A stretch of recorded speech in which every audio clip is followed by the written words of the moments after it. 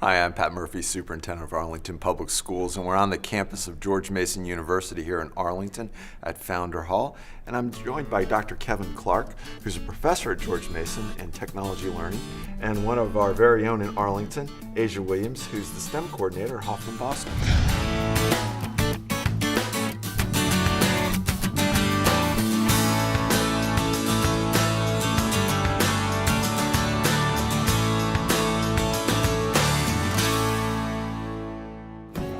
Based off of this graph, that's how game maker works. Okay, so you're gonna go to this is X and this is Y.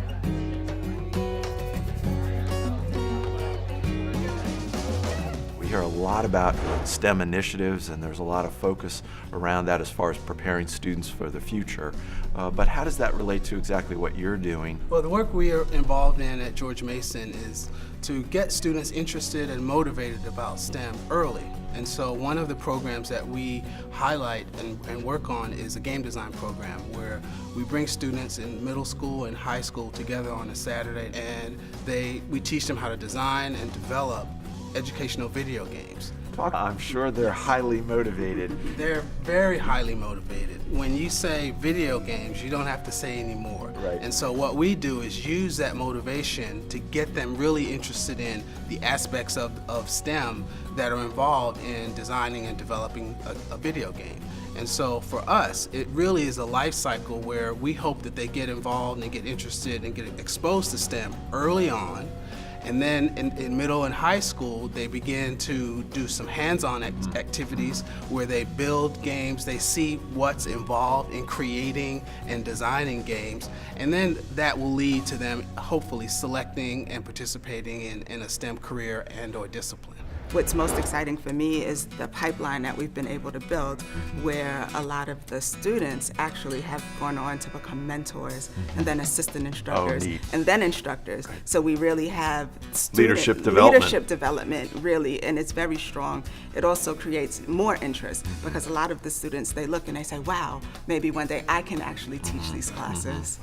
What are some of the things that you see on the ground there at Hoffman-Boston that are happening as a result of this? Well, right now, our biggest task is to get students exposed to STEM. What the teachers, they've been trained in children's engineering, and the students are going through these projects where they go through the technology design cycle. So not only are they being exposed to STEM careers by having guest speakers such as Kevin come in, by having these STEM expos, but they also themselves are starting to build the habits of mind so that they can be successful when they take STEM, science, technology, and math classes when they're older. This is for middle school and high school students, right?